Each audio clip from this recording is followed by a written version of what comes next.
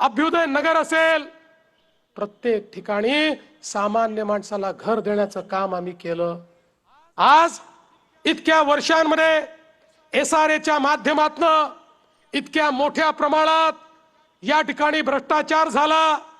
लोकांना घर देण्याच्या ऐवजी बिल्डरांनी LOIचं ट्रेडिंग केलं, पण आम्ही त्याच SRA मध्ये काम न करणाऱ्या बिल्डरांना जेरबंद केलं आणि त्याचं काम चालू केलं। आणि आज अनेक त्या झोपडपट्टीतल्या लोकांना वर्षानुवर्ष ज्यांना भाडं मिळालं नव्हतं त्यांना सरकारच्या वतीनं भाडं देऊन त्या ठिकाणचं डेव्हलपमेंट आम्ही चालू केलं। रिडेव्हलपमेंटच्या माध्यमातनं, सेल्फ डेव्हलपमेंटच्या माध्यमातनं सामान्य माणसाचं जे घर आहे आणि घराचं जे स्वप्न आहे ते स्वप्न पूर्ण करण्याचा प्रयत्न आम्ही केला। आज धारावी जिचा उल्लेख राजीव गांधींनी केला होता, पण या धारावीचं कधीही रिडेव्हलपमेंट होऊ शकलं नाही। आज धारावीचं डेव्हलपमेंट आम्ही सुरू केलं आणि पुन्हा एकदा सांगतो, धारावी मध्ये बसलेले जेवढे पात्र झोपडपट्टी धारक आहेत त्या सगळ्यांना धारावी मध्येच आम्ही घर देणार आहे, कोणालाही बाहेर काढणार नाही। आणि एवढंच नाही, आता मला या ठिकाणी कुंभारवाड्याचे लोक भेटले। आम्हाला माहिती आहे धारावी हे केवळ एक ॲग्लोमरेशन नाही, केवळ एक झोपडपट्टी नाही आहे, ते एक आर्थिक स्रोताचं केंद्र आहे।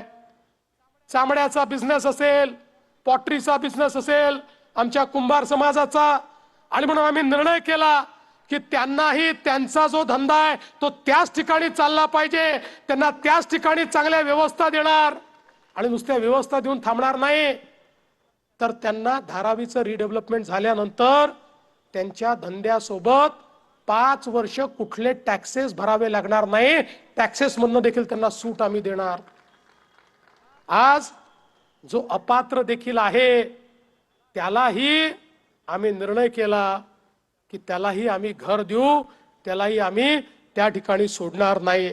आणि म्हणून बंधू भगिनींनो, आज या मुंबईमध्ये मोठ्या प्रमाणात विकासाची कामं, या मुंबईकरांचं घरांचं स्वप्न हे पूर्ण करण्याचं काम आपल्या सरकारच्या माध्यमातून आपण केलंय। आणि 25 वर्ष ज्यांच्या हाती मुंबई दिली त्यांनी या मुंबईच्या महानगरपालिकेत काय केलं? तुमच्या जीवावर जे निवडून गेले, या मुंबईच्या महानगरपालिकेमध्ये 3 लाख कोटी रुपयाचा घोटाळा यांनी केला।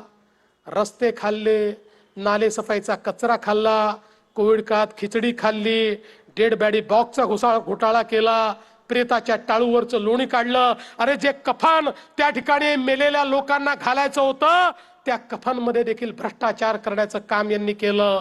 PP किटचा घोटाळा, ऑक्सिजन प्लांटचा घोटाळा, कोविड सेंटरचा घोटाळा, पत्रा चाळीचा घोटाळा, दलित वस्ती योजनेत घोटाळा, कचरा वाहतुकीत घोटाळा, मिठी नदीमध्ये घोटाळा, बार मालकांकडनं वसुली। एवढंच काय, घोटाळा करता करता हे इतके घोटाळे बाद झाले की यांनी बाळासाहेबांच्या हिंदुत्वात देखील घोटाळा केला आणि हिंदुत्व सोडून त्या ठिकाणी कोणाचा हात पकडला हे सांगण्याची आवश्यकता नाहीये। पण आम्ही बघा